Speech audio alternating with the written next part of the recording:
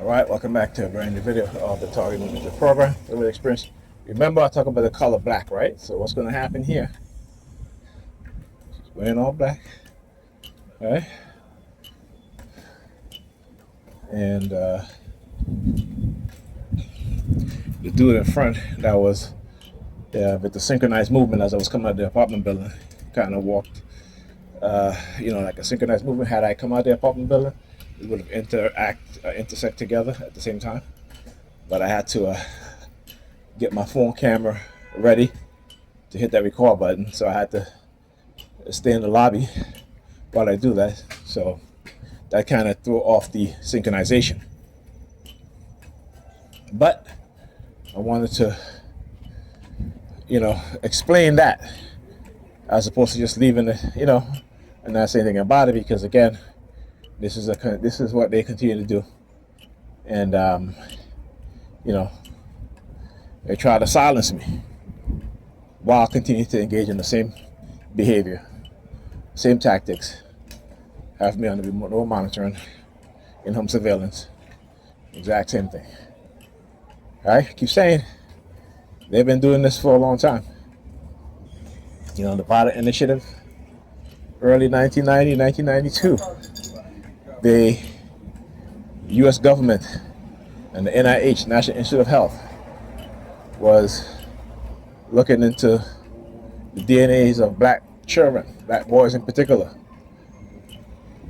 in their so-called effort to identify a so-called violent gene or crime genes.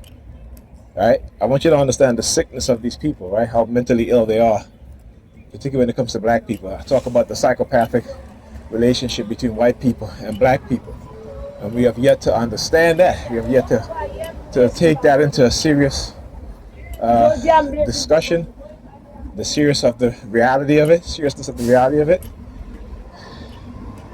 right? Because they know that the reason why you'll have high crimes is when you have poverty.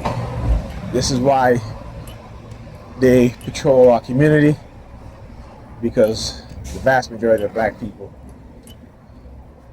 are the working class and the working poor. All right, but I shouldn't say the vast majority. White people are the most it's about in the black community, right? The vast people in the black community.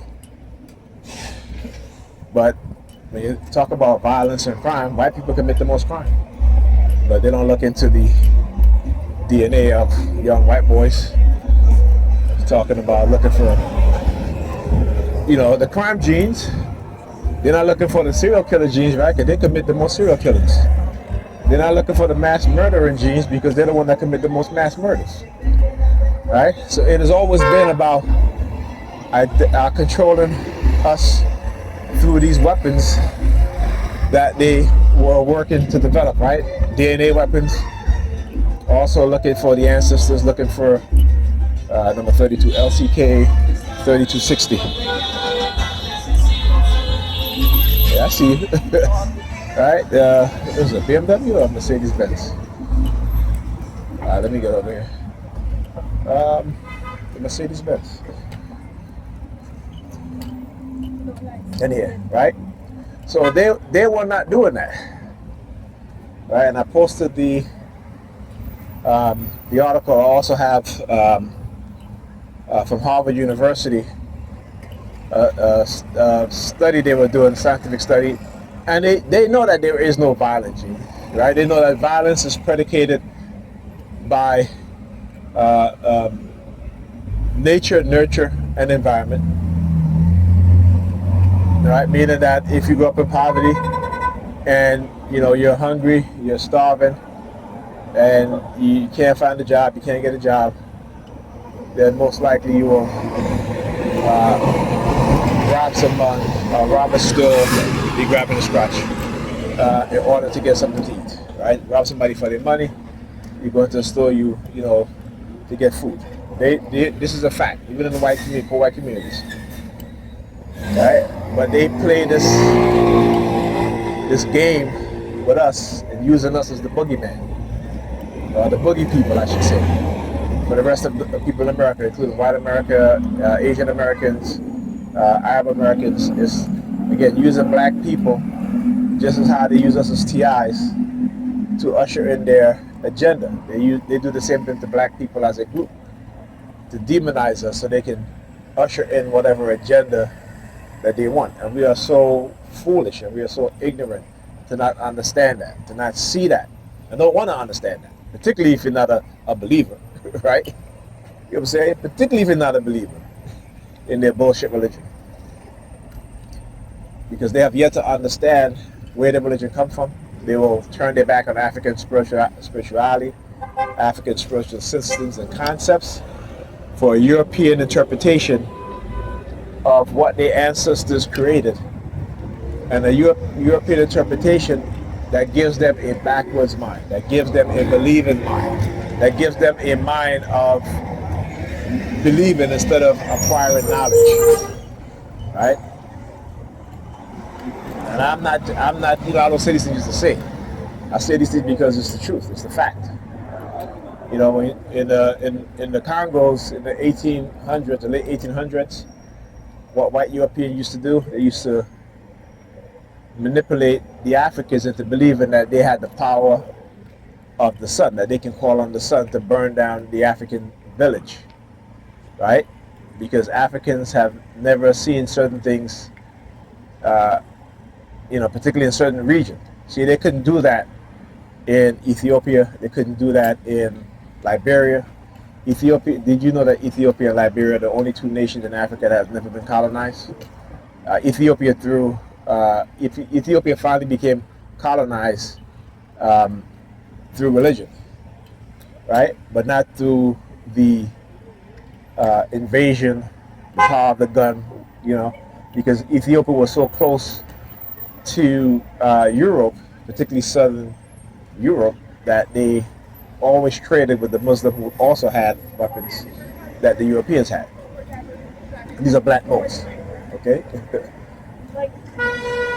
All right, so and I should say the Arabs and the black boats.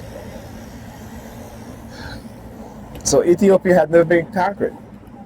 It was not part of the colonization of Africa by the European nations, European powers, right? So there's not only Ethiopia, but also Liberia. Right? But for the rest of Africa, particularly in West Africa, there were certain things that they have never seen. And the Europeans, just like in the Wizard of Oz, the white man used his knowledge of engineering to engage in and the gun to engage in tricking the Africans, particularly the Congolese, into believing that he had this almighty power. In the letter that I read, you talk about one of the Europeans who attached a battery with wiring in his jacket sleeves, and when he shook the hands of the African, it almost knocked him off his feet because he electrocuted him, right? You know what I'm saying? Not to kill him, but enough to where it sent a jolt of electricity in his body.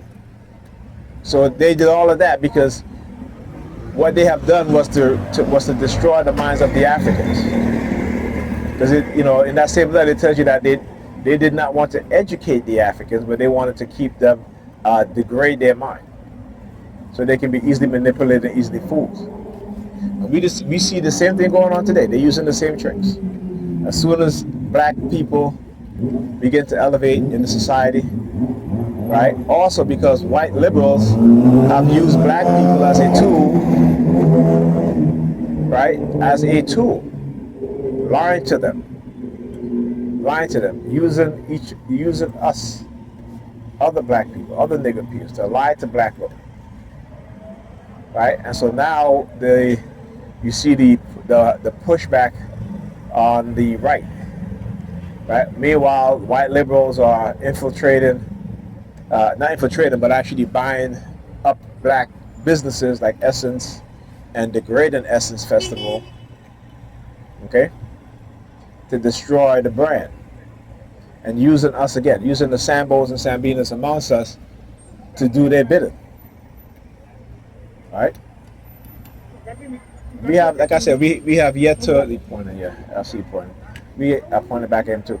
We have yet to understand the mindset of Europeans. That no matter how you believe that they love you or they like you, they really don't. Okay, they really don't. I keep saying they will sleep with you, they will have kids with you, they will marry you. But when you get into an argument with them, it's the N word that they're bolting out left and right. When you're sleeping with them, it's the men want to play the slave master trope in the bed, right? Having the black female act as the slave girl, because he wants to act out his fetish of raping the slave woman as his ancestors did. Okay? And again, I'm not saying that. There's plenty of articles about these things. You gotta go Google it and look it up, right? Then for the black man with the white woman, if he's fetishized or she's fetishizing him, to the point where, it's give me that NDICK, that sort of thing, the type of things that they say in the bedroom, is and when they argue with you. You ever hear the saying that, if you really want to hear the truth of how somebody feel about you, is to get them drunk? Get them drunk and get them angry, and they'll tell you what they really think about you. Well, it's the same with white people. Get them in the bedroom, right, and you'll see how they act, and that should tell you how they feel about you. Okay. Like I said, there are very few white men and white women who will look at you as a human being and will truly love you the way how they will love one of their own. All right? Very few.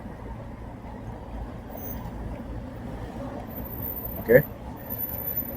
And the fact that also some of our women love being fetishized by white men and will gladly participate in such behaviors. You have a whole genre of sexual categories that describe what white men do to black women, right?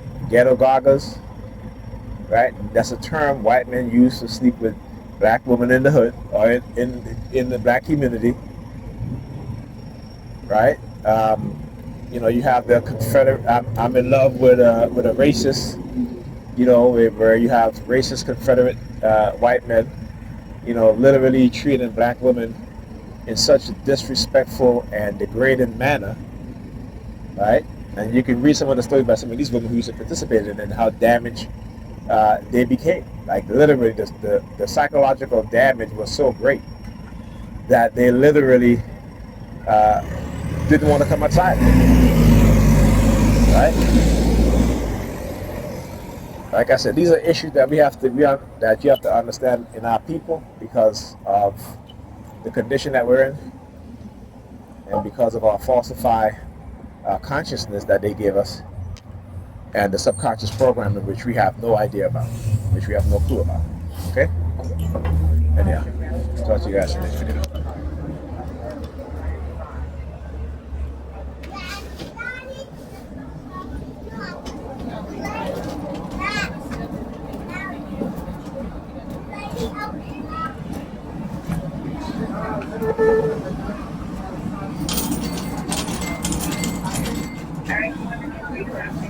Transfer.